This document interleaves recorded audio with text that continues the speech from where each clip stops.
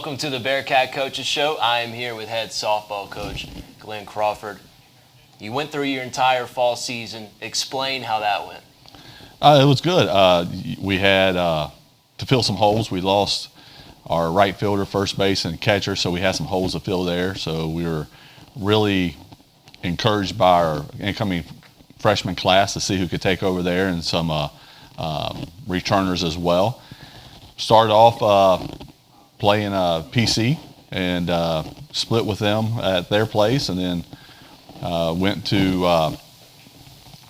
over to Charleston Southern and swept them there, and then finished up with SMC and did a good job there. So I thought our girls played really well.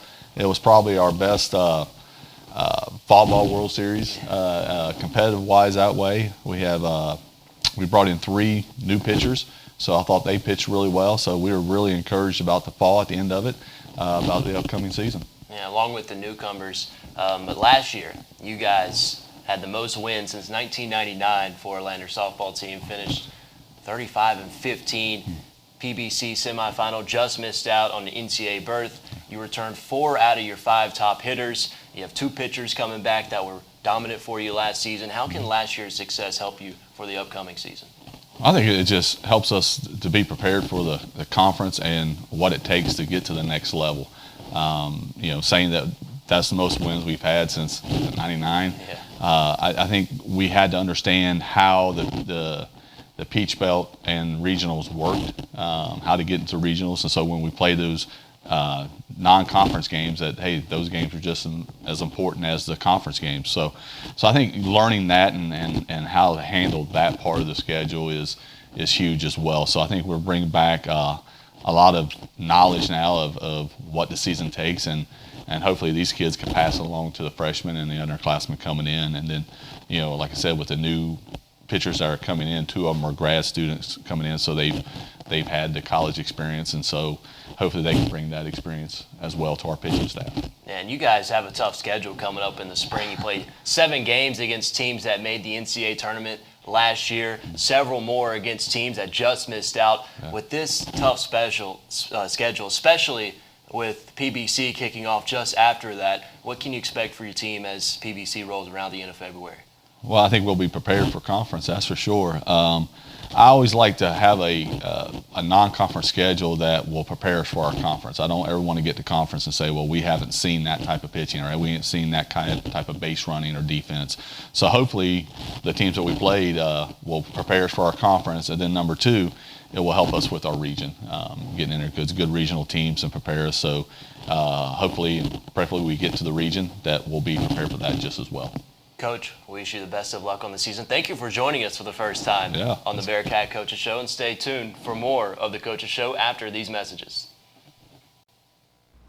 Break on the Lake offers a menu loaded with a wide range of delicious seafood and steaks, along with an amazing selection of handcrafted cocktails.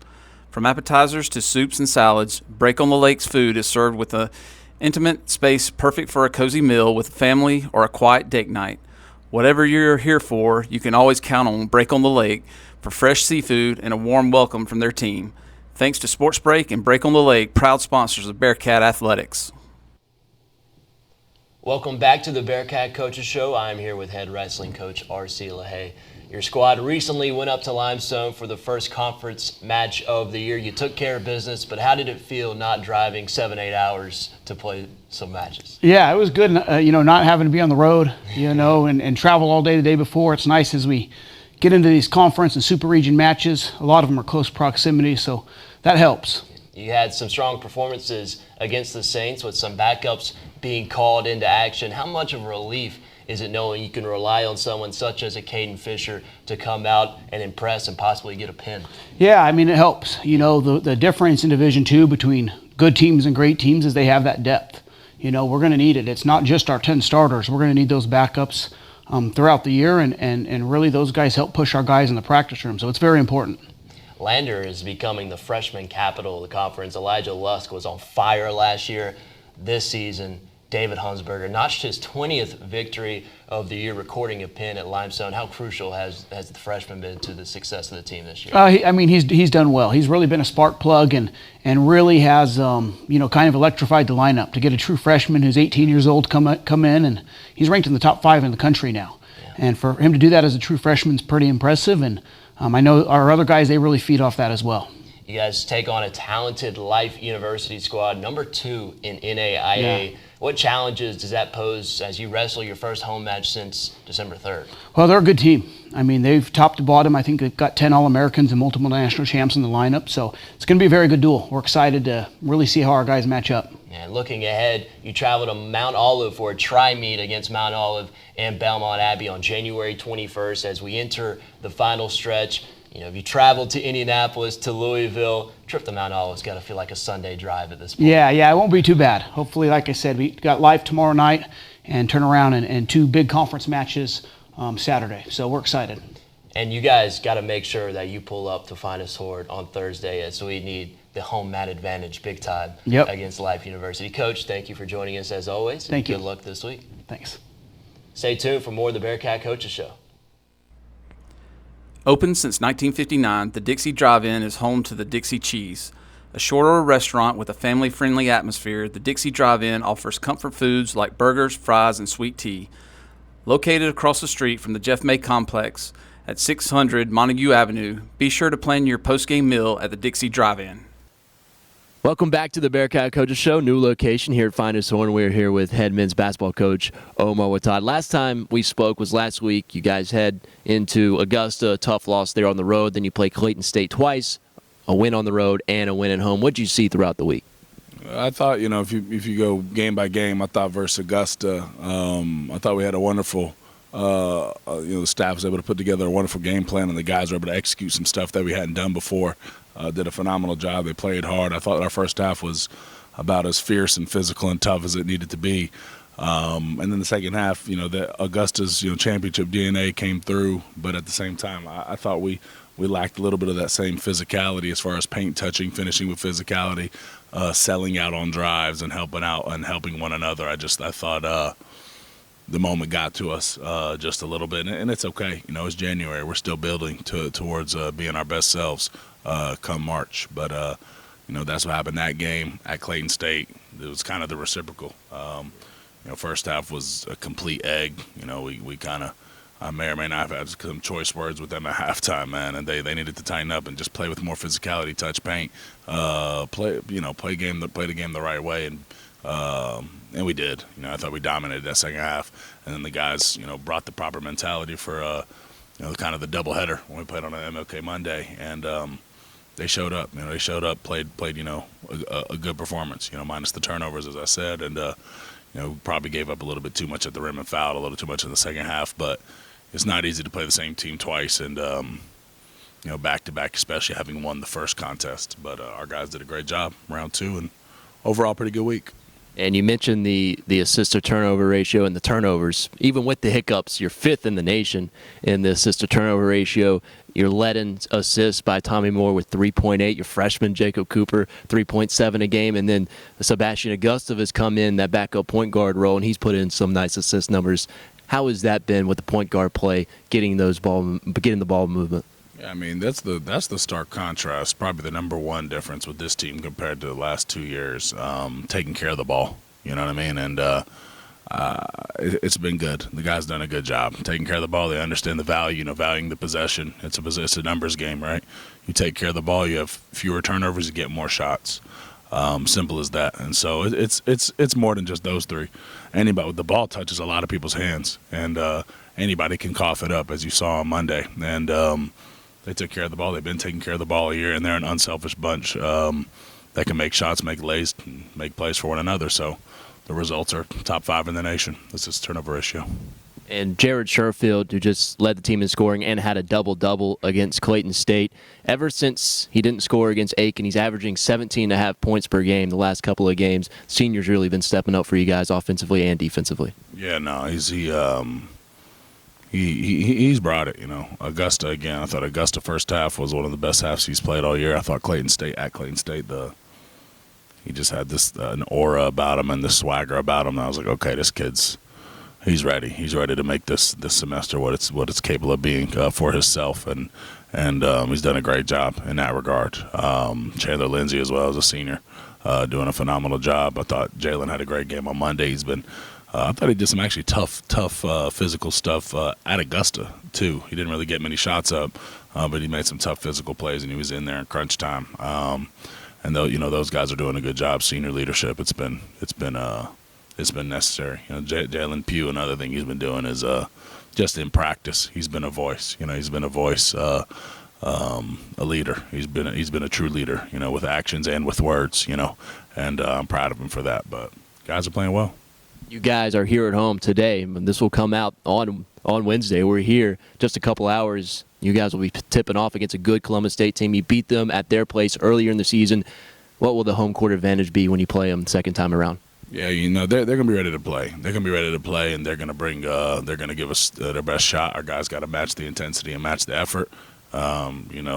Bearcat fans, come on out, show some support to the women at 5:30. Us at 7:30, show some love. We need as much help as we can get in every contest. You got to be ready to play basketball regardless of who the opponent is, how good they are. Doesn't matter. It's about us, and we got to bring it. And come on out, show some love, show some support, be loud. Let's have some fun. PBC Conference basketball here tonight. Thank you, Coach, and good luck. If you're looking for a place to enjoy good eats and good times, look no further than Sports Break.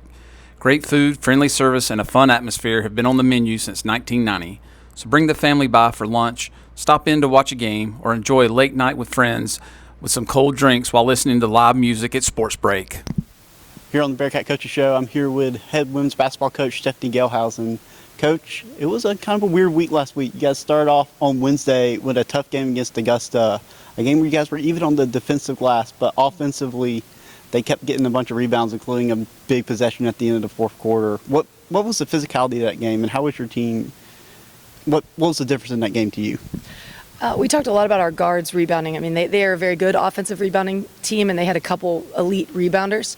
And we didn't really do a good job getting into the paint. Our guards were kind of caught watching versus getting in there and rebounding, which is what they did a little bit more on Saturday. And yeah, it really hurt us. I'm sure it was the difference in the game for sure. But I was really proud of how we bounced back going into the game on Saturday. You talk about the game on Saturday. A game of runs is what basketball's called, and that game encapsulated it. You guys were up 3 in the fourth, and then they go up, I believe, 7. And you guys come back, storm back, and take the lead, and hit a couple clutch free throws down the stretch in order to preserve the win. How did it feel to finally get that first Peach Belt win? Oh, it was great. I mean, that was the story of our season, except we were never on the winning side of it. We had been in the game in the last 3 minutes of a lot of games this year, and to see our composure and our poise, getting stops defensively and taking our time offensively and finding great shots, it was really rewarding and fun to celebrate with the team. So you come back on Monday, and it was pretty dominant performance for the first part. And then in the fourth quarter, Clayton State starts to come back. However, you saw the influence of veteran leadership, the Ja'Kiah Parkers, the NC Chris, the Kayla Sanders. How did having that veteran leadership calm your team, such a young team, down as Clayton State started to make their run late? Oh, it was huge. And Clayton's a really good team, and we knew that they were going to bring the heat, especially when they're down. And it was about managing our minds. Our freshman point guard, I love Deja. She's really coming along. But having 10 turnovers, it was a matter of keeping her confident. And that came from Kayla Sanders and Ann Crest when it came to breaking the press. And then Kaya Parker really just stepping up, meeting passes and those things. We talk about NC Chris. Obviously, she joined the team after being a GA for most of the fall. Yeah. And she's starting to really find her three-point shot. She was a 45% three-point shooter at an NAIA level, NAIA All-American. How's her progress throughout the season starting to have influence on the team? Oh, it's been awesome. It's been really fun to see. It'll be a fun story to talk about after how it all kind of played out. But, she needed those first few games. She didn't even practice until the day before our first game. So now that her legs are under her and she's able to feel more in a rhythm, she's really picked up where she left off. So going down the stretch, a lot of teams start to foul Quadasia Langley, thinking she's a freshman, putting her on the line in clutch situations, and she's come through time after time. I believe she's an 88.5% free throw shooter. She was 90 going into the weekend, so that went down a little bit. But How does having a freshman who's so ice cold at the free throw line in those big moments, how does that help you guys near the end of the game? Oh, it's awesome. I'm really thankful for Deja. She works her tail off. She gets in the gym. She gets extra shots. She's watching film. She's a true point guard, and she's everything you'd hope for. And when it comes to those free throws, yes, I always can rely on her to hit them. We saw her after the foul and then technical on the bench. She's like, all right, tonight you shoot your free throws and then put Kadeja in to shoot the technicals. Tonight, Gordon, just her growth throughout the season, one of the best ball handlers on the team, has an incredible mid-range jump shot. How has her coming in, she's, I think, up to double digits average a game now. How does her progression throughout the season have influence and you guys start to win these games? Yeah, she's done a really good job. I think early on in the game, she was kind of forcing her shot and taking a little bit lower percentage pull-ups. And now she's kind of letting the game come to her. She's playing really unselfish basketball. She's got great vision, and her passing allows her to be a triple threat, really. So I'm just really proud of how the team has come along, and it's allowed players like Tanaya to really shine in it. So you guys got 2 more games in this really tough stretch, several games in about 10 days. What's your message to the team as you guys come down this stretch, trying to stay physically rested? We're taking it one day at a time, one game at a time, one practice at a time. Right now it's about taking care of our bodies, hydrating, eating the right things, and locking in on getting better today. And we'll let the rest play it out itself. It was on the broadcast last night. You guys have played 8 of the top 10 teams in the latest region poll this season, and you're playing a night this Saturday when you play Georgia Southwestern. How has your team been able to tough through just really tough schedule so far, probably one of the toughest in the nation? Yeah, actually going into break, I think we were barely second in the nation when it came to strength of schedule. And while I didn't want to rest on that as an excuse, I kept reminding the team, hey, listen, this is going to make us better come conference time. We just have to stay the course, and I'm really proud of how we've handled it. We for sure have a really tough week to finish these 5 games, but again, we're focusing on one day at a time. Coach, we're excited to see you guys these next 2 games. We'll be right back on the Bearcat Coaches Show.